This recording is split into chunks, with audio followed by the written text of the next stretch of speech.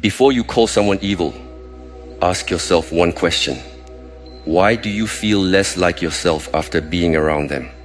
Because truly dangerous people do not always come with loud anger, cruel words, or obvious betrayal. Sometimes they come with kindness. Sometimes they come with patience. Sometimes they come with a smile so calm that you blame yourself for feeling unsafe. But slowly, they begin to touch the deepest parts of you. They make you question your memory. They make you apologize for your pain. They make you feel guilty for having boundaries. And the most terrifying part is this. By the time you realize what they are doing, you may already be protecting them from the truth. So listen carefully, because one of these 7 signs may explain the person you have been afraid to name. Before you call someone evil, look at what happens to your spirit after you have been near them. Do you feel lighter or do you feel confused? Do you feel stronger or do you feel smaller? Do you feel calm or do you feel as if your own mind has turned against you? Because the most dangerous people do not always arrive with anger in their eyes. Sometimes they arrive with a smile. Sometimes they speak softly. Sometimes they give you gifts, attention, advice, and the feeling that they understand you better than anyone else. But slowly, quietly, almost invisibly, they begin to take something from you, your peace, your confidence, your clarity, your trust in yourself. And by the time you notice the wound, you have already started defending the person who made it. This is why you must learn to see deeply. Not with fear, not with hatred, not with paranoia, but with clear eyes. A person who is truly harmful does not destroy you in one day. They study the door of your heart. They learn where you are hungry.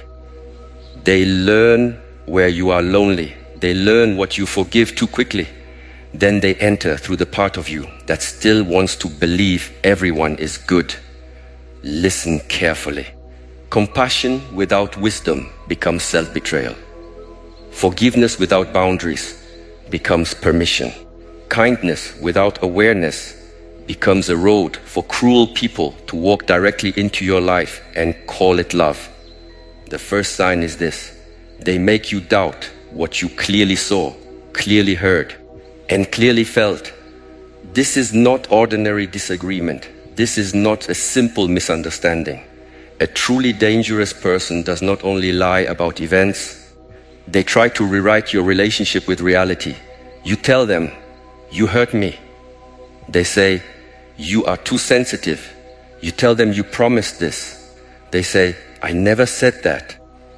You show them the evidence. They laugh, twist, change the subject, or make you feel ashamed for bringing it up. And slowly you stop trusting your memory. You stop trusting your body. You stop trusting the warning inside your chest. This is not confusion. This is control. When a person repeatedly makes you question your own perception, they are not looking for peace. They are looking for power. Because a person who cannot trust their own eyes becomes easy to lead. A person who keeps asking, am I wrong? Am I crazy? Did I imagine it? Becomes easier to manipulate. The evil is not only in the lie. The evil is in the intention to make you abandon yourself. You must understand this deeply. Your inner clarity is sacred. Guard it. When someone constantly turns every wound into your fault, every conversation into a maze, every truth into a debate, you are not dealing with a difficult person. You are dealing with someone who benefits from your confusion. Do not argue endlessly with such people. They do not want truth. They want exhaustion. They do not want understanding. They want surrender. They keep you explaining until your energy is gone. They keep you defending yourself until you forget what they did. They pull you into the fog, then blame you for not seeing clearly. When you meet this pattern, become still. Write things down. Trust patterns more than promises. Trust behavior more than apologies. Trust your nervous system when it says, something is not clean here. Your body often recognizes danger before your mind is ready to accept it.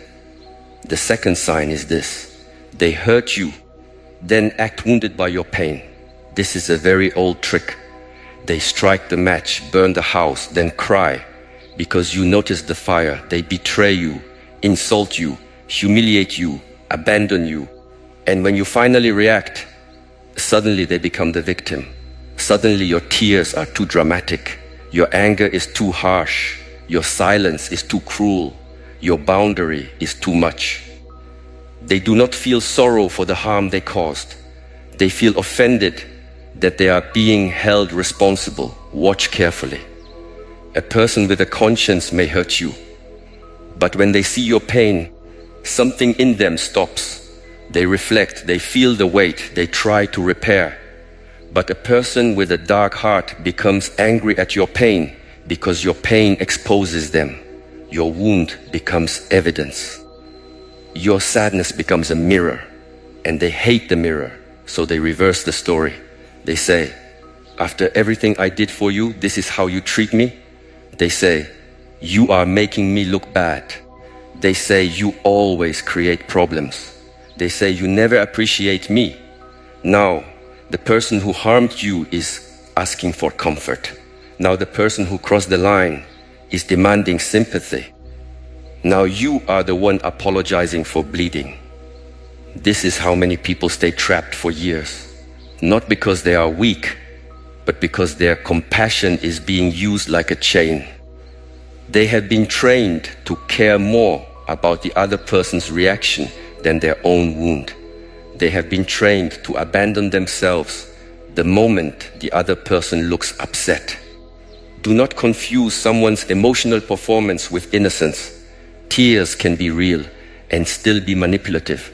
Pain can be real and still be used as a weapon. Some people do not cry because they hurt you. They cry because the consequence has arrived. You need strength here, quiet strength, not revenge, not screaming, not proving. Just the strength to say, your reaction does not erase your action. Say it with your life. Say it with your distance. Say it with your refusal to keep entering the same burning room. The third sign is this: they are kind only when kindness gives them control. Their goodness has a hook inside it. At first, they may seem generous. They help you, they praise you, they support you, they come close quickly. They make you feel chosen. But later, every gift becomes a debt. Every favor becomes a leash. Every private thing you shared becomes a weapon. They did not give because their heart was open. They gave because they were building a contract you never agreed to sign. Real kindness gives space.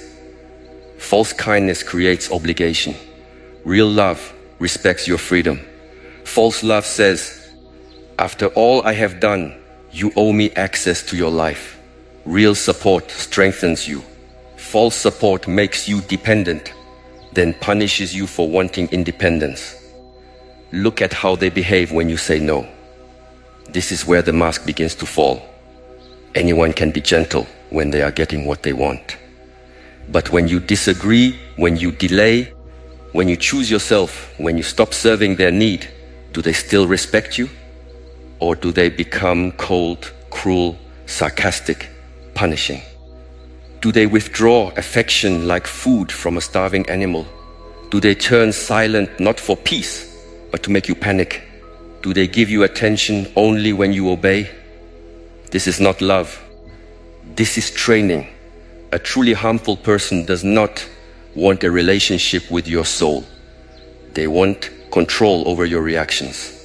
They want to know which button makes you apologize, which silence makes you chase, which insult makes you prove your worth, which fear makes you stay. And if you are honest, there may be a part of you that already knows. You feel it when their kindness makes you uneasy. You feel it when their compliments sound like ownership. You feel it when their help does not make you free, but smaller. You feel it when you begin hiding your joy, your plans, your friendships, because you know they will find a way to make you feel guilty for having a life outside their control. The way out is not hatred. Hatred keeps you connected. The way out is discipline. Stop accepting gifts that cost your peace. Stop calling control care. Stop confusing intensity with devotion. Some people do not love deeply. They attach deeply. They possess deeply. They invade deeply. And when you mistake possession for love, you become a prisoner who thanks the God for locking the door. The fourth sign is this: they enjoy creating division. They may not say, "I want to destroy your relationships." They are more subtle. They whisper, they compare, they plant suspicion. They tell you what someone probably meant. They bring you half stories. They make you doubt people who genuinely care about you. They isolate you slowly, not always by force, but by poisoning the bridge between you and everyone who could help you see clearly. They say, "Your family does not understand you like I do." They say, "Your friends are jealous." They say, "You should not tell anyone about us." They say, "People are trying to turn you against me." At first it feels like loyalty. Later it becomes a cage. Be careful of anyone who needs you disconnected in order to feel secure. Be careful of anyone who becomes uncomfortable when you receive wisdom from others. Be careful of anyone who turns every outside voice into an enemy. A person who truly loves you does not fear your support system. They are grateful that you are protected. A truly evil person wants to become the only voice in your world, because when they become the only voice, they become the law. They decide what is true. They decide who is safe. They decide what you deserve. They decide when you are guilty. They decide when you are forgiven.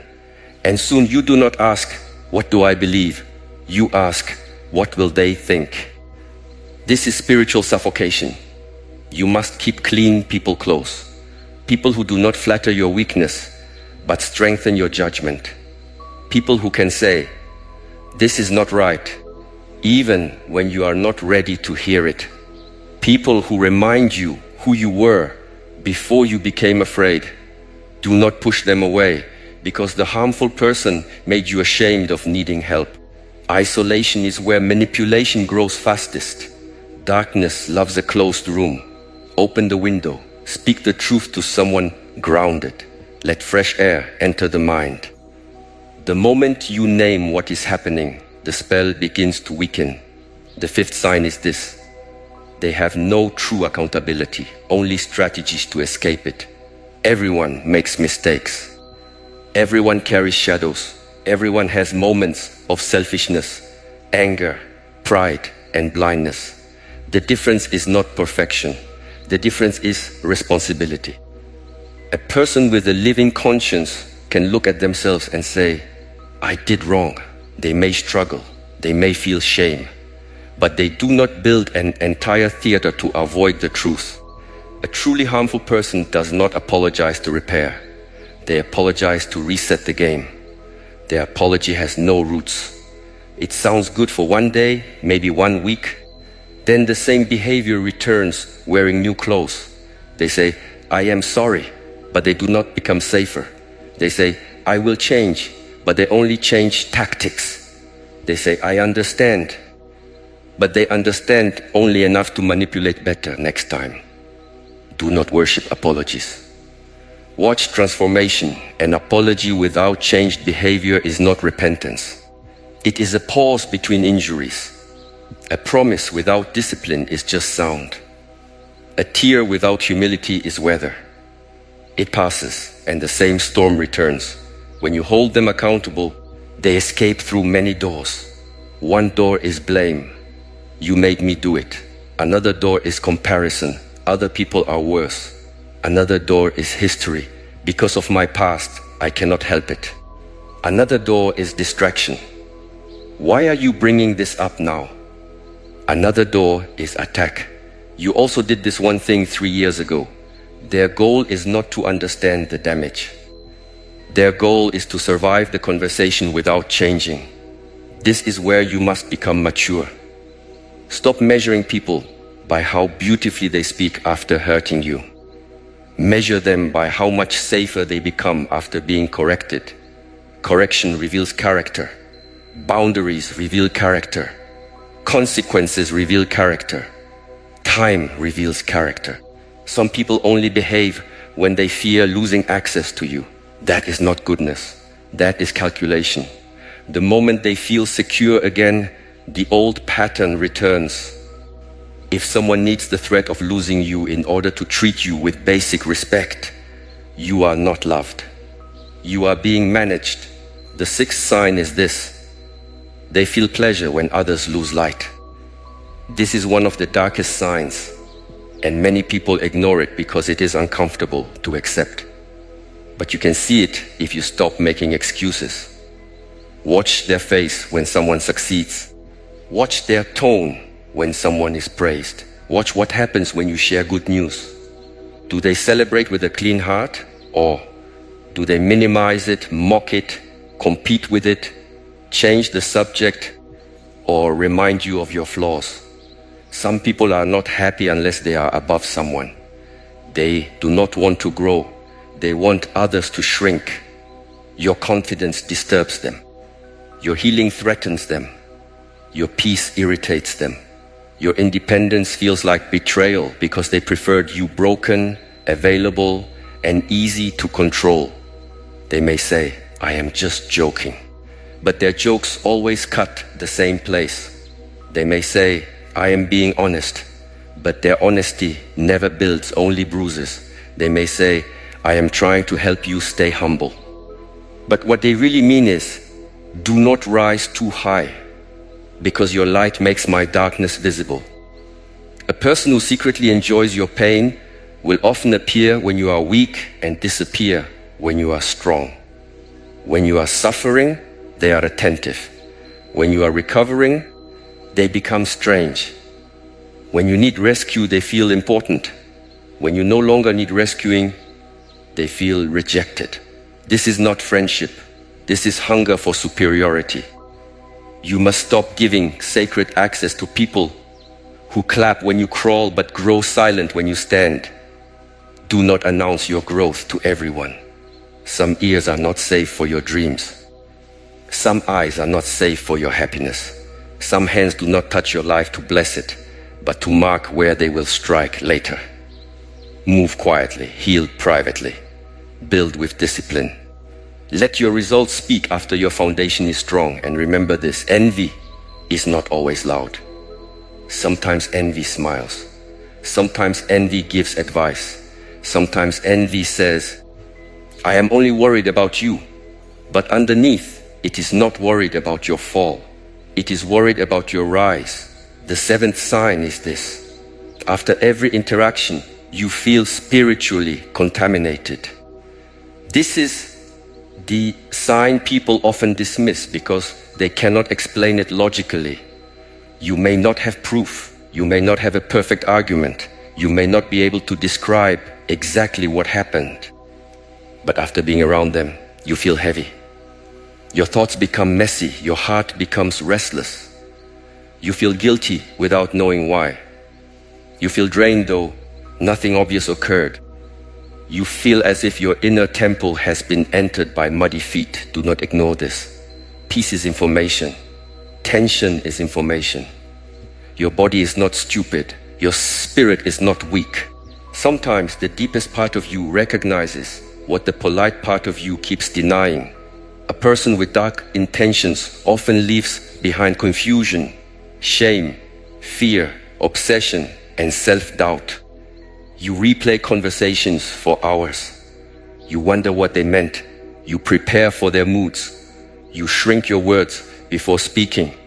You become careful in a way that does not feel respectful, but fearful. You start living in reaction to them. Their presence moves into your mind even when they are not there. This is how you know the connection is not clean. Healthy people may challenge you, but they do not make you lose yourself. Honest people may correct you, but they do not make you feel worthless. Strong people may disagree with you, but they do not need to dominate your soul. When a connection is healthy, even difficult conversations leave room for dignity. When a connection is toxic, even peaceful moments feel like waiting for the next strike. You must learn the difference between discomfort that grows you and discomfort that warns you. Growth discomfort has light inside it. It feels hard, but it expands you. Warning discomfort has darkness inside it. It makes you smaller, more afraid, more dependent, more confused. Do not spiritualize your lack of boundaries. Do not say, maybe this is a lesson, while allowing someone to repeatedly poison your life. Yes, it is a lesson, but the lesson may be to leave. The lesson may be to stop explaining. The lesson may be to trust what you already know. The lesson may be to stop offering your neck to the same blade and calling it patience. Some of you listening already know the person. Their face appeared in your mind before I even finished speaking. And immediately another voice appeared too. The voice that says, but they had a hard past. The voice that says, but sometimes they are good. The voice that says, maybe I am overthinking. The voice that says, what if I leave and regret it? Understand this clearly. Your empathy is not the problem. Your refusal to protect yourself is the problem. A person's pain may explain their behavior. It does not excuse their cruelty. Their childhood may explain their wounds. It does not give them ownership of your peace. Their trauma may explain why they bleed. It does not give them permission to cut you open. You can have compassion from a distance. You can forgive without returning. You can wish someone healing without offering yourself as the medicine. This is where many good people fail. They think love means staying available until the other person finally becomes kind. But some people do not become kind because you loved them harder. They simply learn that your love has no gate. A heart without a gate is not noble. It is unprotected. When you recognize these signs, do not rush into dramatic confrontation. Dangerous people often use confrontation as another stage. They will twist your words. They will provoke your anger. They will gather an audience. They will make you look unstable for finally reacting to what they have done quietly for months or years. Be wise. Move like water. Quietly reduce access. Stop feeding the pattern. Stop giving them your private thoughts. Stop explaining your wounds to the one who benefits from them. Distance is not always weakness. Sometimes distance is the highest form of intelligence. You do not need to prove that someone is evil before you protect your peace. This is important. Many people wait for undeniable evidence. They wait for the final betrayal. They wait until the damage becomes so obvious that nobody can question them. But by then, they are exhausted. Their confidence is broken. Their friendships are damaged. Their inner voice is faint. Do not wait until the house collapses to admit the foundation is cracked. You are allowed to step back because the pattern is unhealthy. You are allowed to say no because your body is warning you. You are allowed to choose peace even when others do not understand.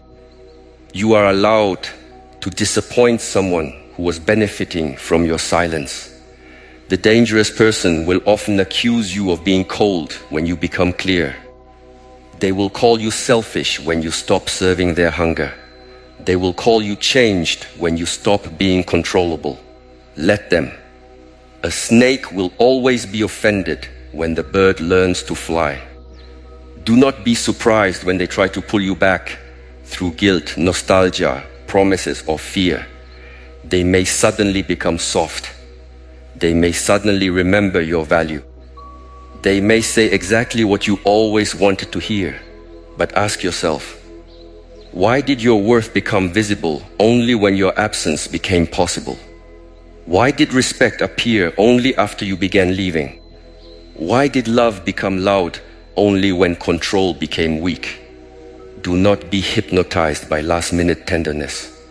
Sometimes the cage is decorated beautifully when the prisoner finds the door. There is also a hard truth you must face. Harmful people often choose those who are open, loyal, forgiving, and hungry for harmony. They do not usually choose people with strong boundaries because strong boundaries are inconvenient. They choose the person who explains too much, forgives too fast, carries too much guilt, and believes love can fix every wound. They choose the person who sees potential instead of pattern. Your ability to see good in people is beautiful. But if you cannot also see danger, your beauty becomes a weakness. The world does not need you to become suspicious of everyone. It needs you to become honest. Honest about behavior, honest about patterns, honest about what your peace costs you when you keep the wrong person close. Some people are not evil in the dramatic way stories describe. They are evil in the quiet way. They enjoy control. They corrupt trust. They punish honesty. They use weakness as a map. They damage others and call it love. They make people doubt themselves and call it sensitivity. They isolate, drain, confuse, and then ask why you have changed. Do not waste your life trying to make darkness admit it is dark. A person committed to manipulation rarely gives you the satisfaction of a clean confession. They may never say, yes, I used you. They may never say, yes, I lied. They may never say, yes, I knew exactly what I was doing. Waiting for this confession can become another prison. You keep returning to the courtroom of their approval, hoping they will finally validate your pain. But your freedom cannot depend on the honesty of someone who benefits from lying. Sometimes closure is not a conversation. Sometimes closure is a decision. Sometimes closure is the moment you stop asking the person who hurt you to explain why you are hurting. Return to yourself. Return to your breath. Return to your discipline. Return to the people who make your soul quiet. Return to your work. Return to your body. Return to prayer, meditation, training, silence, walking, writing, whatever brings your mind back into clean order. Evil thrives in chaos, so become ordered. Evil thrives in